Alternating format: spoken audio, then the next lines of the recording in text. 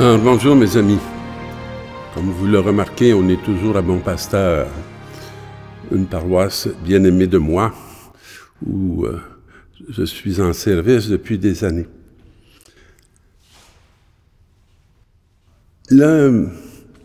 Lorsque notre vie commence, elle ne commence pas sur une page blanche. On appartient à une très longue histoire. Et c'est incroyable, la liturgie a une pédagogie pour nous la transmettre, cette histoire, qui est la nôtre, même si elle s'est déployée à travers des millénaires. Puis la première lecture nous fait nous retrouver avec Moïse qui gardait le troupeau de son beau-père Jéthro, prêtre de Madian. Et il mena le troupeau au-delà du désert. Je ne sais pas si vous êtes capable de vous voir en charge d'un troupeau dans le désert, puis le mener. Alors, cette route-là, elle est parsemée d'embûches, elle est remplie de difficultés. Puis, il va jusqu'à l'Horeb, la montagne de Dieu. Alors, il prend la direction de Dieu.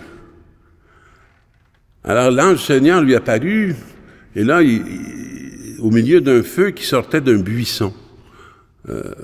Et Moïse regarda le buisson brûlant sans se consumer. C'est ça qui nous est donné comme signe. Un buisson qui brûle, mais qui ne se consume pas. Alors, il décide de faire un détour. Je trouve que ça en valait beaucoup la peine.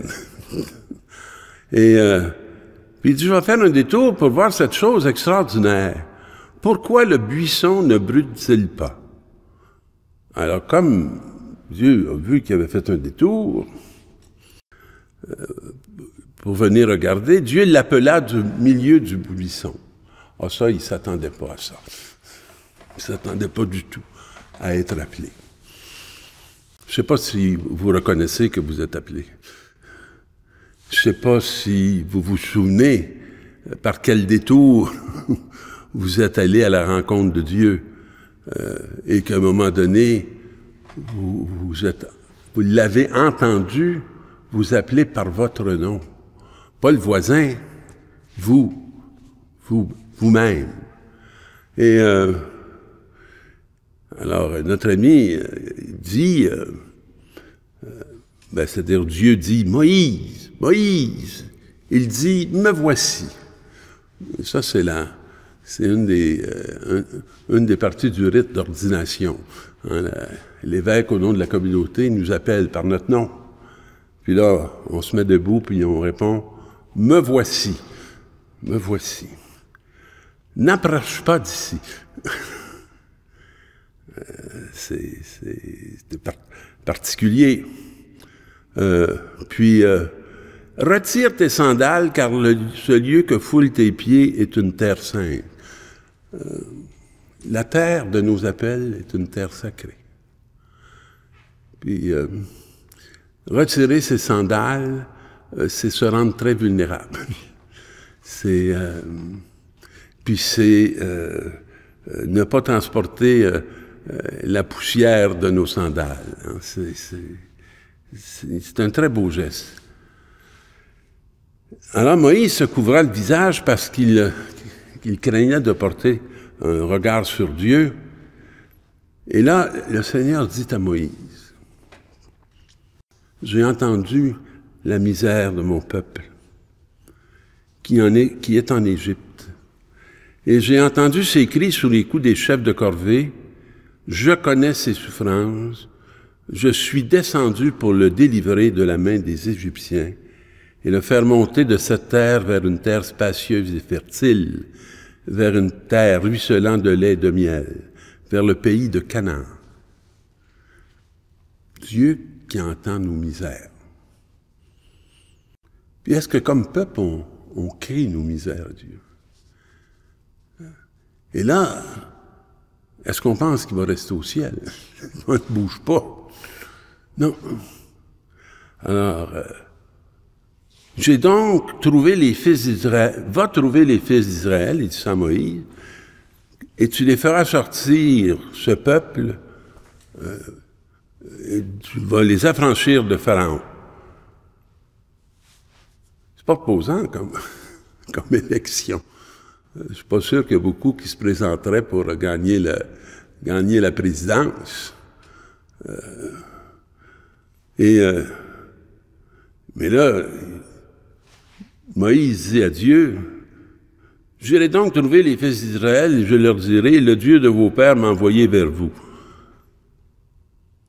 Ils vont me demander, quel est son nom? » Je ne connais pas. Alors,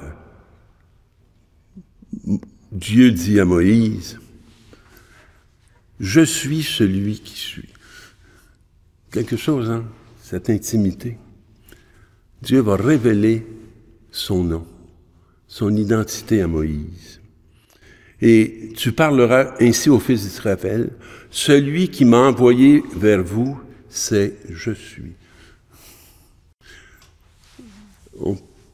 Ce nom-là, il m'a toujours fasciné. Parce que je suis, c'est une affirmation. Je pense qu'on peut passer notre vie à ne pas s'affirmer, à ne pas être je suis. Et là, dans cet appel, quand Moïse ne pourra pas ne pas devenir celui qui est appelé par Dieu et qui a une mission excessivement concrète qui le dépasse.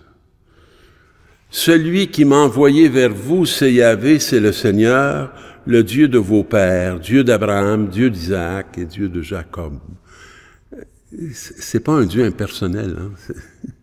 Puis c'est l'histoire de chacun à laquelle on appartient, de laquelle on vient. Hein?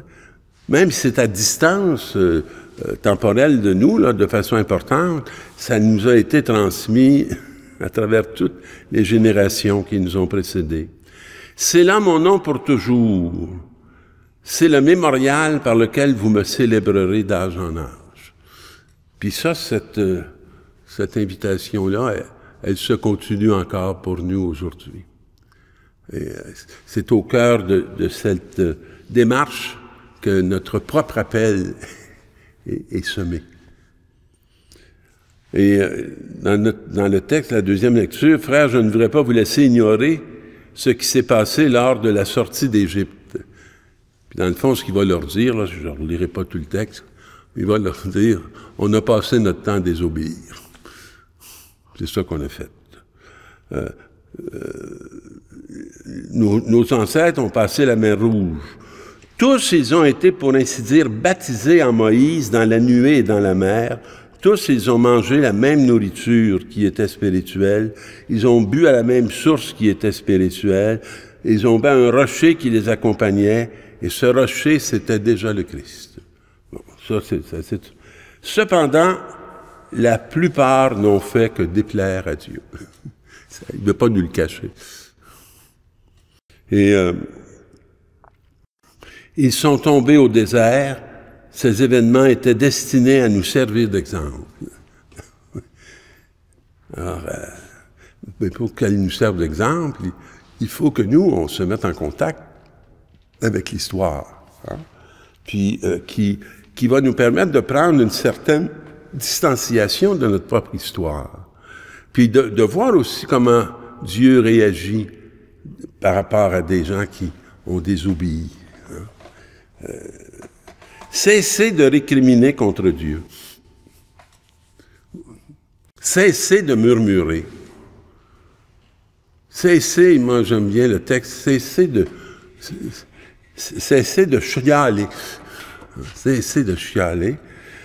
Et ceux qui vont pouvoir être à la hauteur de se tourner vers la confiance, ben ceux-là vont être sauvés. Puis dans les textes de l'Évangile, ben on voit des exemples, deux grands exemples très connus de l'époque de Jésus, des catastrophes là, que tout le monde avait entendu parler. Alors, il dit, pensez-vous que les Galiléens étaient de plus grands pécheurs que tous les autres Galiléens? Pourquoi le mal? Pourquoi la destruction? Et là, il dit, eh bien, moi, je vous le dis, si vous ne vous convertissez pas, vous allez tous périr de la même manière. Vous allez tous périr en ne comprenant rien, en ne saisissant rien, parce que vous ne vivez que du dehors, et que la lumière, elle est au-dedans. Alors Jésus, il parlait encore de cette parabole. Il y avait un figuier qui était planté dans sa vigne, puis il dit, voilà 3 ans que je viens chercher du fruit sur ce figuier, et je n'en trouve pas. Alors il nous parle d'Israël. Il y a 3 ans. Coupe-le. Et à quoi bon le laisser épuiser le sol? Mais le vigneron lui répondit, « Seigneur, laisse-le encore cette année, le temps que je bêche autour pour y mettre du fumier. » Et le vigneron qui aime sa vigne veut y mettre de lui-même, de son labeur, pour qu'elle puisse faire jaillir le fruit auquel elle est appelée. Peut-être donnera-t-il du fruit à l'avenir. Sinon, tu le couperas. Merci Seigneur de ne pas nous couper. Merci pour tous les vignerons de nos vies qui nous travaillent pour qu'on puisse porter ce fruit et un fruit qui demeure que tu appelles l'amour. Alors, bonne semaine mes amis.